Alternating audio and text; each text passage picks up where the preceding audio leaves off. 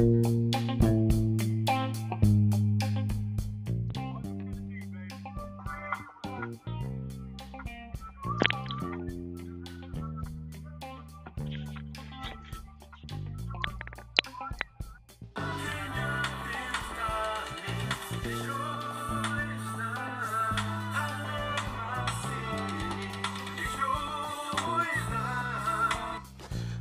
to another episode of Middle Ground with JLE. This is JLE. That's the theme song, Detroit Love by me, off my first album, The JLE Experience. It's out now everywhere. Go check it out. I hope you all having a great Good Friday. This weekend we'll sit back and celebrate and thank Jesus for all the ones that believe in Jesus. That he died for us for all our sins and he came back so we could be redeemed. And we really appreciate him for that. I mean, God's been blessing my life a lot so far. Words can't really express how much I appreciate what he's done for me. And no, we got stuff for the kids with the candy, the Easter eggs. I never understood the Easter eggs when you go hide them, get money. But you come up with stuff. It's all good. Today has some breaking news in the political world. A suspect ran into the vehicle of Capitol Police in Washington, D.C., got out the car and approached him with a knife. Police returned fire on him. And unfortunately, the officer has died. I believe the suspect as well. And all day, if you check the news, they're going to be trying to figure out, is it a domestic terrorist attack or a random act? They still got a lot of investigating. The FBI is on the scene last I checked. But, I mean, they were saying stuff after the January 6th Capitol riots that more stuff was going to come. But the government's been on guard to protect a lot of things, a lot of federal buildings, so you thought it all died down, but some crazy times. I mean, they remind me of back in the day, before the unfortunate 9/11 attack. Every time we heard in the news during the 90s under President Bill Clinton administration, it was like someone was always trying to attack the World Trade Center. And it has that type of feel now where Washington, D.C. is like the new, if you're trying to do some dirt, we're going to do it there. Which you would think the president, Pentagon, they got military on hand. You don't want them type of problems. But some people want some trouble. We got a big and bad military, man. I don't understand that. Ain't going to win. They're going to get them hands laid on them. And it might get to a point where President Biden administration need to make an example of whoever this person was, and if they had any co-conspirators, that don't come to D.C. with their bull jive. Stay away. This our yard, and it's protected. You keep coming over here, we're gonna lay hands on you and make an example. But I was working out earlier, like, breaking news. What the world? This is crazy. I mean, we all supposed to be talking about the Easter weekend or Resurrection weekend. But that's the news story for the day now. Probably the weekend, because it's going to be more digging to see, is he a part of any groups or anything? What drove them to run into the back of the Capitol Police vehicle? And it's like, wow. I mean, sunny day most states, and you want to do that. I wouldn't recommend it. I mean, keep some love in your heart and look out for everyone.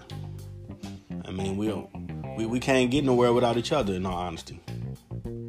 But all this division and hatred, stuff happened to the Asian community that shouldn't be happening. I mean, if you cut, we all bleed red. We all God's children.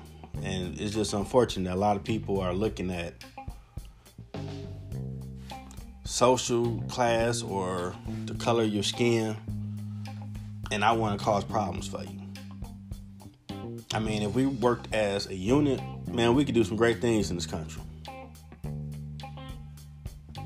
I don't know, maybe one day we might have a moment in time where people are trying to do some good instead of you got the craziness going on. Now you have the new voter law restrictions they've done in Georgia to restrict African American voters, as well as the law that they just passed in Texas. And I don't understand why the Republican Party is doing that on these state levels.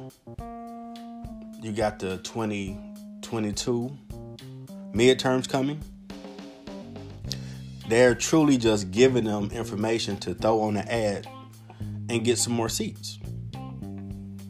But now you have big corporations taking a stand against this because it's like the new Jim Crow. President Biden even called it that. So now you have the Major League Baseball All-Star game was going to be in Atlanta, Georgia. But because of what they've done, they're pulling it to put it somewhere else. And now you have major corporations in Texas looking to do something to combat them making the law stricter. And the sad part, all this stuff goes back to President Trump claiming the election was rigged. In my opinion, unfortunately, my people, African Americans, don't vote all the time. The numbers always prove it. If they like someone, they might come out in droves. President Obama, they messed with him. They came out in droves 2008 and 2012. People didn't really like Hillary, so they didn't come out that much. So he figured, okay, I'm going against Sleepy Joe. I got this in the bag. And honestly, the economy was doing good. He probably could have went down to the wire, and he probably could have won a re-election.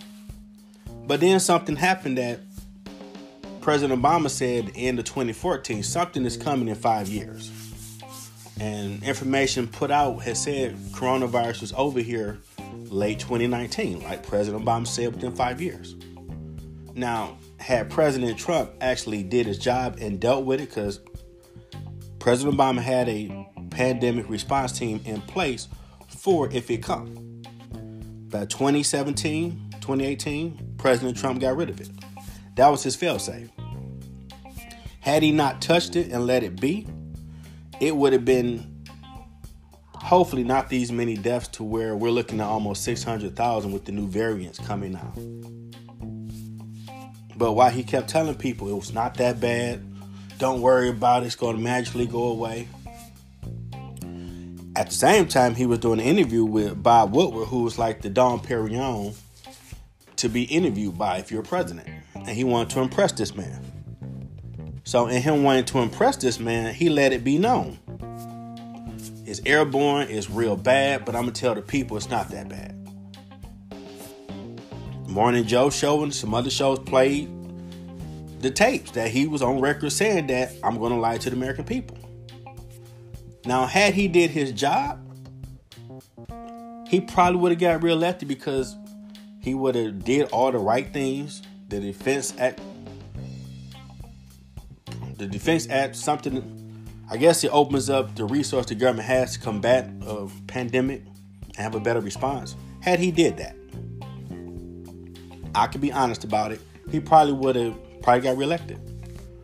Economy wouldn't have tanked.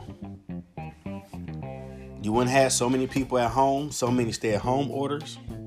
So now I'm saying all this to tie into the fact African Americans don't vote all the time for federal or local elections. But you had the whole world staying at home. Now you factor in, unfortunately, the George Floyd murder that the whole world saw. And it negated, I know in my community, people always say, well, our vote doesn't matter, it don't count, it's a waste of my time, blah, blah, blah. But this was one time in moment where everything synchronized, unfortunately, with his sacrifice that, hey, if you want change, you need to go to the polls after you protest. And because of coronavirus still, a lot of states had to come up with a different way to get people out to vote because fear of the spread of the virus. We don't want them in lines. They mailed out ballots. They never mailed out these many absentee ballots ever. And unfortunately, in them doing that. Everybody could get it out their mailbox, fill it out. Me and my wife did. You put it back in the mail, or you could take it right into the place and hand it to them. And a lot of people voted that way. So Trump wasn't wrong in that black people don't always vote. It's just because of this situation and people wanted someone to deal with the pandemic, everybody voted absentee. Now here's where it got interesting, because come election night, a lot of political shows were telling you it's going to be a red mirage. It's going to look like Trump is winning because they're only counting the votes that you do that day. Some states would count their absentee early. Some states like Michigan, Pennsylvania, Arizona, Georgia, they didn't do that. They counted their absentee ballots last. In Wisconsin. So, because they did that, it looked like Donald Trump won. He probably popping bottles, tossing high five. That's right. I'm still running these streets. It's my yard. What up? What up? Holla at your boy. But they had to count over 100 million absentee ballots, which they already were saying and projecting was majority African American voters in all those states. And that's when I'm sure somebody on Trump team was telling him, like, dude, depending on projections of how many voted, you might not win. Nah, that's for they don't. African Americans don't vote like that. Whatever, I got this. And then, as the political shows kept predicting, as the days go on, as they keep counting, you're going to see the difference. That's my cat gone. Go on, Nico. So they started counting, and day by day, Wisconsin fell, Michigan fell, Pennsylvania, Georgia, Arizona. Boom, we got a new president. And that's when the big story, I was cheated, it was rigged, this don't happen, blah, blah, blah. Something so simple of the certification of votes became such a big deal because they always do it a week or two after the election. But President Trump kept making a fuss that, they trying to screw me. He riled up his base. And he kept promoting that story, which led to them storming the Capitol January 6th. And it's like now, because he kept, and even to this day, he still somehow, in some form or shape, still keeps that light going. This is the response from the Republican Party on the state level. Well, let's change the voting law so it's going to be harder for African Americans to vote, which will make them discouraged and say, screw it, I ain't vote. But you factor in the camaraderie through all the different cultures, showing love to each other. People are not trying to go back to the 50s with the Jim Crow stuff. I'm impressed that companies are sitting up here saying, nah, homie, we ain't doing that. But they know, like I learned in Mike Illis Business School at Wayne State, my people spend $1.3 trillion a year to the economy. Now, all it takes is people get on social media and say, you know what, we're not going to mess with this company or their products. They'll lose a lot of money. So now you're seeing a different response to them. And you got to see the president ain't been in office 4 months saying, this new Jim Crow, what y'all doing is wrong with these laws. I didn't expect the response we got from the corporations, but if I know these people mess with my products like that, I don't want it messed up. I want to keep my money coming because the world is slowly opening back up. And my people love to get out in these streets and do their thing and spend some money. So now you got corporations responding. Now it's going to be interesting to see, because they pulled the All-Star game from Atlanta, what does that Republican governor do? Do he go and try to backtrack and get rid of that law? Because that could start trickling down to a lot of stuff, because Georgia is all the way open like Florida. And we see with WrestleMania, that's going to be their first live event in Florida. Because right now, certain venues are trying to, where can we go to get people in the stands to get back to somewhat normal? But if you're making laws, which I find it weird, even Texas done it, and they're wide open, these people say, well, Florida not doing that bull crap. Let's take our events over there. That's going to be influx of revenue for Florida. Now you mess with the money. Now you're going to have people really probably looking at these Republican governors saying, dude, what y'all doing?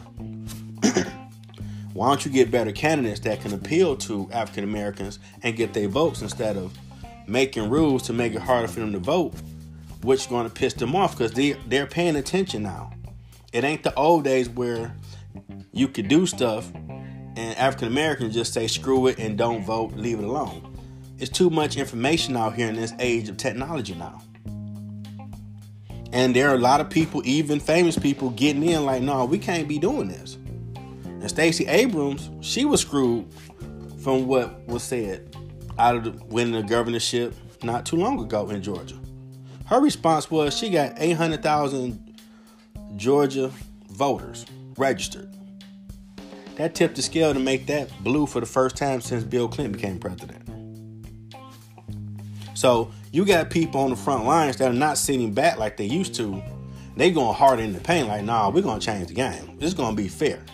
But this country's supposed to be the meritocracy of you work hard, be the hardest worker in the room, do what you're supposed to do. You should have a fair shake at the American dream, regardless of race, creed, or anything, or sex. And some people don't want to go do that. They want to stay the old way.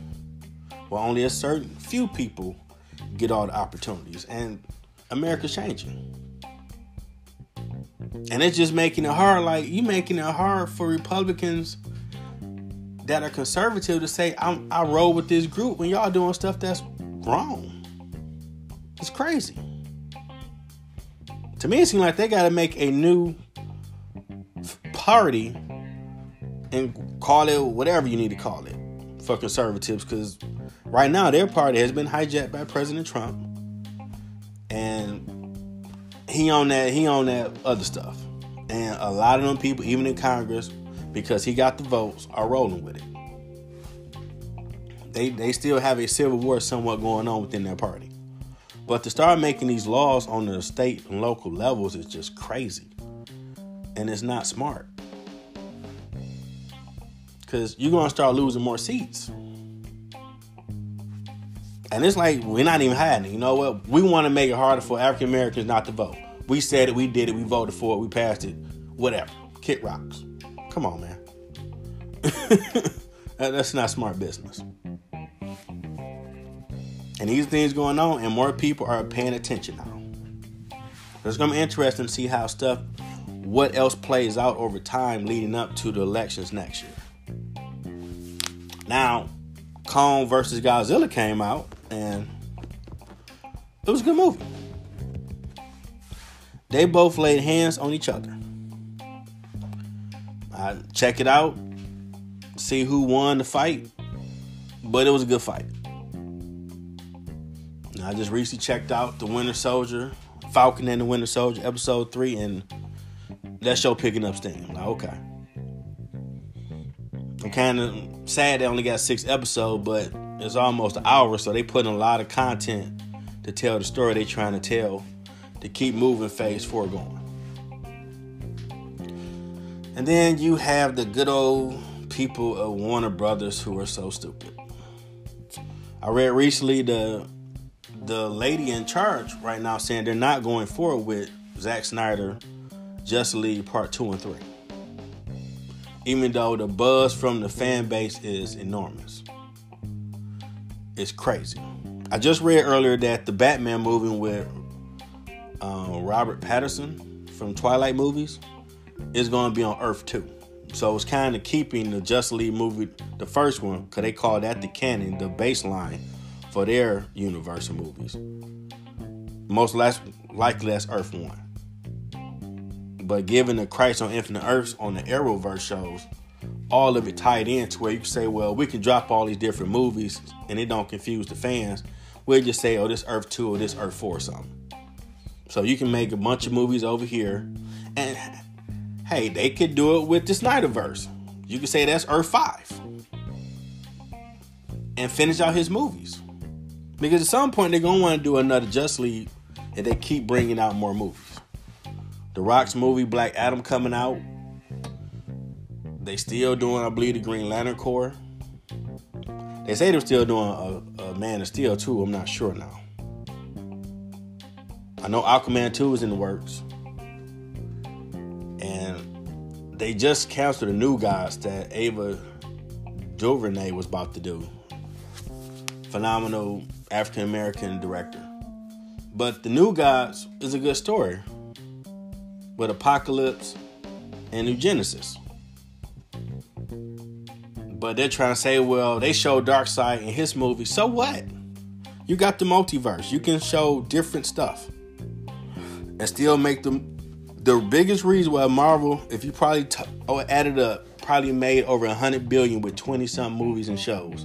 Because they're giving the fan base what they want. Once everything open back up, you will see San Diego Comic-Con is the Super Bowl for comics and all this stuff. And people go in droves. I'm going to check it out when it's open myself. You make it for them.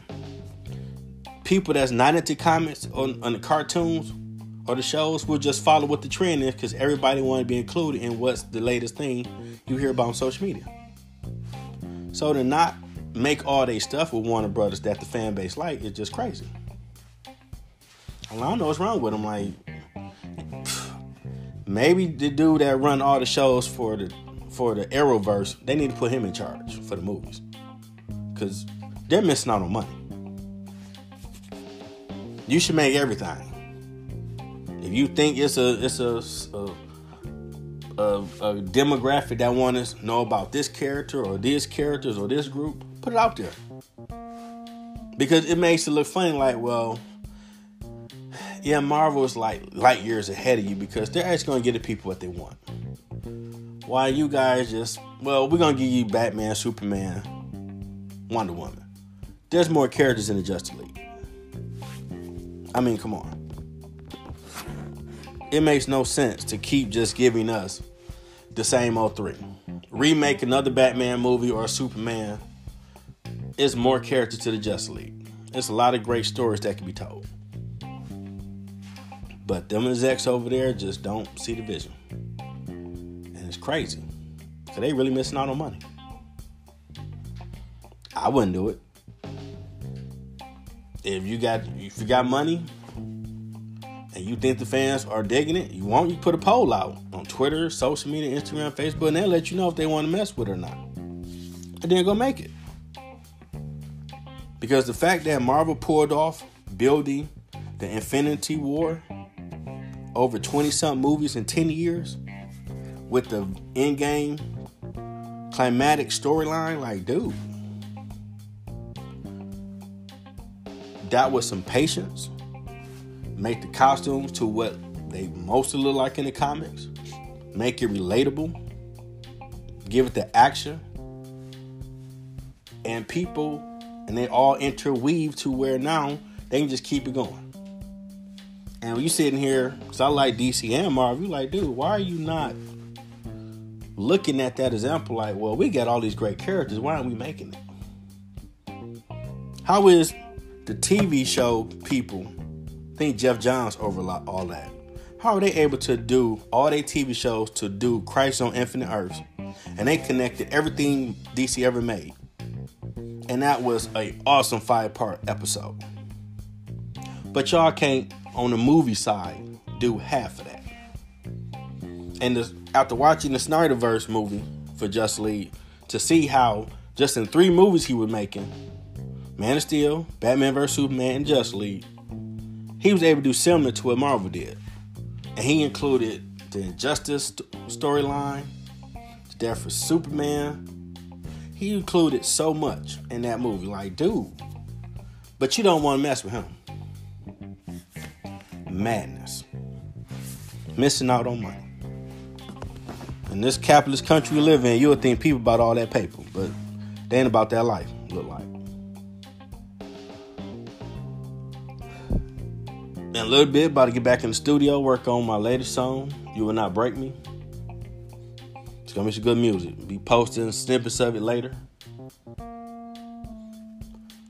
I'm every Friday trying to bring you the latest episode. Keep what's going on in the world. Give it to you, my perspective.